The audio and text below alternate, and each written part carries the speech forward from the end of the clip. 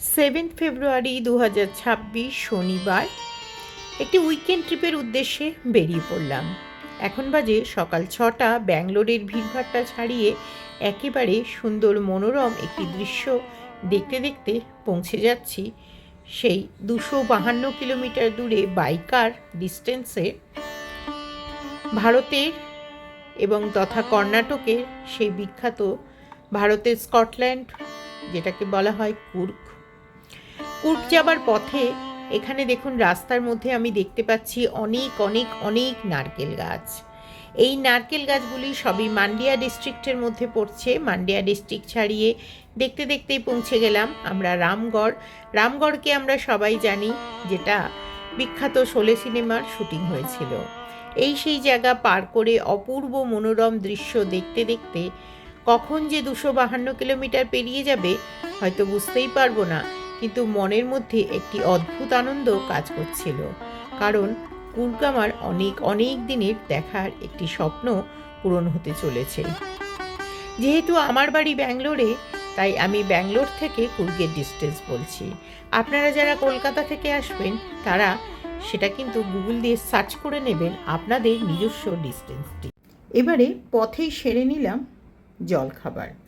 আজকে ব্রেকফাস্টে আমরা প্রথমেই নিয়ে নিয়েছিলাম একটি সাউথ ইন্ডিয়ান মিনি ব্রেকফাস্ট, যেখানে ছিল একটি মিনি ব্রেকফাস্টের কম্বো। চাউ ভাত মানে মিষ্টি সুজি, ঝাল সুজি, তার সাথে ছিল সাম্বার চাটনি, মশলা ধোসা, আর তার সাথে ছিল একটা পুরি, আর লাস্টে ছিল ফিল্টার কফি। এবারে পথের সঙ্গী ছিল আমার দাদা এবং আমার হাজব্যান্ড। আমরা তিনজনেই এই উইকেন্ড ট্রিপে মোটামুটি বেরিয়েছিলাম। এটি হচ্ছে আমার দাদা, যার সাথে আমি খাবারটা শেয়ারও করছিলাম। এটা খুব ইন্টারেস্টিং একটা বেশ লাগলো কম্বো ব্রেকফাস্ট, আর এর সাথে ছিল একটি মিনি কফি, যেটা ফিল্টার কফি ছিল। আপনারা চাইলে কফিটা নিতেই হবে, তার সাথে একটু এক্সচেঞ্জ করে আর একটু বেশি কফিও নিতে পারেন। এছাড়াও আরও কিছুটা ধোসা, এখানে আমি উত্তাপাম দেখাচ্ছি, একটা উত্তাপাম। এই সমস্ত খেয়ে দিয়ে নিয়ে আমরা কিন্তু আবারও বেরিয়ে পড়েছিলাম আমাদের সেই ডেস্টিনেশনের উদ্দেশ্যে। কিন্তু জলখাবারটা যথেষ্ট লাইট ছিল এবং খেয়ে বেশ ভালো লাগছিল। সকালটা বেশ জমে গেল এই সুন্দর একটি ব্রেকফাস্টের জন্য। অবশেষে আমরা কিন্তু টিফিনের শেষে ছুটে চলেছি এবং প্রায় পৌঁছেই গেলাম সেই আমাদের এক টুকরো তিব্বতে। এই এক টুকরো তিব্বত কিন্তু অবস্থিত কর্ণাটকের কুর্গ মানে কোডাগু জেলাতে, যেটির পরিচিত নাম কুর্গ, যেটি কুশালনগরে অবস্থিত। আমাদের প্রথম ডেস্টিনেশন নামড্রোলিং মনেস্ট্রি। নামড্রোলিং মনেস্ট্রি কিন্তু একেবারেই একটি তিব্বতী অধিষ্ঠিত কুশালনগরের অঞ্চলের ভেতরে। এখানে যে চারপাশে বাড়িগুলো দেখছেন সেটা দেখতেই পাচ্ছেন একেবারে তিব্বতী স্টাইলে বাড়ি, এবং এই অঞ্চলে সবাই কিন্তু প্রায় এরকম বাড়িতেই থাকে। এবং এখানে যেহেতু এটা কর্ণাটক, এখানের মাটিগুলো কিন্তু লাল মাটি। তাহলে চলুন দেখা যাক মনেস্ট্রি। অবশেষে এসে পৌঁছলাম এই মনেস্ট্রিতে। এখানে স্কুলের পিকনিক প্রায় হয়েই থাকে। আজ আমরা চলে এসেছি কর্ণাটকের কুশলনগরে অবস্থিত ভারতের অন্যতম বৃহত্তম তিব্বতী বৌদ্ধ মঠ নামড্রোলিং মনেস্ট্রি, যেটা তিব্বতী ভাষাতেও দেখুন লেখা রয়েছে। 1963 সালে প্রতিষ্ঠিত এই মঠ শুধু একটি ধর্মীয় স্থান নয়, এটি হাজার হাজার ধর্মীয় বৌদ্ধ সন্ন্যাসীর শিক্ষা কেন্দ্র। ভিতরে ঢুকতেই চোখে পড়বে বিশাল সোনালি রঙের বৌদ্ধ মূর্তি আর নিস্তব্ধতা ও প্রার্থনার পরিবেশ। যদি আপনি শান্তি খুঁজে থাকেন তাহলে কুর্গ ভ্রমণে এই জায়গাটি অবশ্যই রাখুন আপনার তালিকায়। এখানে শুধু শিক্ষাকেন্দ্রই নয়, এছাড়াও রয়েছে বেশ কিছু দোকানপাট এবং সমস্ত তিব্বতী স্টাইলের পতাকা। এবং এই যে বাড়িগুলো আপনারা দেখতে পাচ্ছেন, এই সমস্ত বাড়িগুলো হলো বৌদ্ধ সন্ন্যাসীদের থাকবার জায়গা এবং শিক্ষাকেন্দ্র। এখানে বিভিন্ন দোকানপাটও রয়েছে এবং আপনারা বৌদ্ধ সন্ন্যাসীদেরও দেখছেন। বিভিন্ন দোকানপাট রয়েছে, তার মধ্যে কিছু বিলাসবহুল জিনিসপত্রও রয়েছে, কিছু ব্যাগ, হ্যান্ডিক্রাফটস, কিছু ইয়াররিংস, মানে অর্নামেন্টস আর্টিফিশিয়াল এবং একটু চা জল খাবার মতন ছোট এক টুকরো রেস্তোরাঁও রয়েছে। এছাড়াও সানগ্লাসেস ও বিভিন্ন রকমের নানান রকমের জিনিসের পসরা নিয়ে 2-3টি দোকান বেশ সুন্দরভাবে মনেস্ট্রির মধ্যে কিন্তু সাজানো রয়েছে। এই হলো এক টুকরো বৌদ্ধদের নিজস্ব তৈরি মঠ, যেটি কুশালনগরে একটি চমৎকৃত দেখবার মতন সুন্দর জায়গা। বৌদ্ধদের যে পতাকা বিভিন্ন রঙের, বিভিন্ন লাল, হলুদ, সবুজ বিভিন্ন ধরনের পতাকা এবং সবকটি প্রতিষ্ঠানের মধ্যেই কিন্তু একটি তিব্বতী স্টাইলে সাজ কিন্তু লক্ষ্য করলেই আপনারা বুঝতেই পারবেন। এবং এখানে পরিবেশটা অত্যন্ত শান্ত, সবাই সবার নিজের কাজে ব্যস্ত। বৌদ্ধ যে সন্ন্যাসীরা রয়েছে তারা তো ব্যস্তই, তার সাথে সাথে যেসব ছোট ছোট বৌদ্ধ শিশুরা রয়েছে তারাও কিন্তু তাদের পড়াশোনার জন্য নিজস্ব কেন্দ্রে যেতে যথেষ্ট ব্যস্ত। এখানে সমস্ত রকম নর্মাল যে আমরা পড়াশোনা করি সেই সমস্ত শিক্ষার সাথে সাথে বিশেষ করে ধর্মীয় শিক্ষাও দেয়া হয়ে থাকে। হঠাৎ করেই চোখে পড়ে গেল, সেই মনে পড়ছে আমাদের স্কুলের নোটিশ বোর্ড। সেরকমই এটা হচ্ছে নোটিশ বোর্ড যেখানে বাচ্চাদের রেজাল্ট বেরিয়েছে, যারা এখানে শিক্ষার্থী তাদের এই সমস্ত রেজাল্ট তিব্বতী ভাষাতে লেখা রয়েছে, যেটি আমি পড়তে পারিনি, কিন্তু আমি এটা বুঝতে পেরেছি এটি একটি রেজাল্ট, যেটির মধ্যে বেশ কয়েকটি রেজাল্ট লাগানো রয়েছে এবং সেখানে একটি নোটিশও রয়েছে যেখানে প্রিন্সিপালের সাইন করা রয়েছে একেবারে সিল দিয়ে, এবং এখানে ক্লাস অনুসারে এবং বোর্ডেরও রেজাল্ট বেরিয়েছে। এটি সম্পূর্ণ একটি তিব্বতী বোর্ডের রেজাল্ট। এই রেজাল্টটি আমাদের রেজাল্টের থেকে একেবারেই অন্য রকমের, তবে এর মধ্যে যে রেজাল্ট বেরিয়েছে সেটা আপনারাও একটু মন দিয়ে দেখলে বুঝতে পারবেন।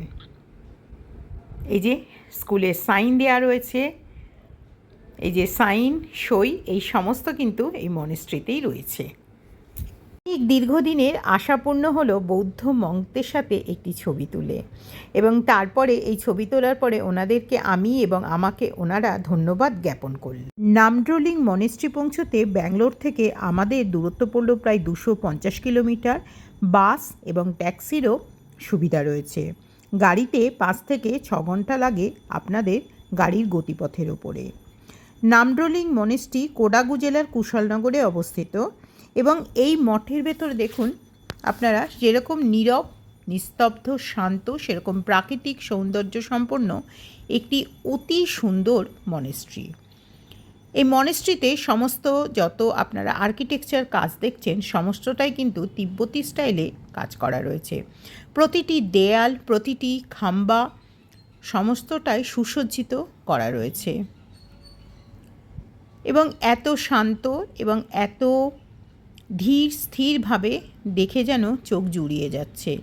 ধীর গতিতে আমিও ঢুকে পড়লাম সেই গোল্ডেন বৌদ্ধ মূর্তি দেখতে, যেটির অন্যতম নাম হচ্ছে গোল্ডেন টেম্পল। অনেকে আবার এই মনেস্ট্রিকে কর্ণাটকের গোল্ডেন টেম্পলও বলে থাকে। এখানে দেখুন প্রতিটি দেয়াল, প্রতিটি খাম্বা, প্রতিটি ছাদ, প্রতিটি জানলা যেরকম সুসজ্জিত, ঠিক সেরকমই অনেকেই শান্তভাবে বসে প্রেয়ার করছে। আবার স্কুলের বাচ্চাদের একপাশে বসিয়ে শেখানো হচ্ছে মনেস্ট্রির অ্যাবাউটে। অনেকে আবার কেবলমাত্র ছবি তোলায় ব্যস্ত রয়েছে। আমিও কিন্তু তার একদমই অন্যরকম ছিলাম না।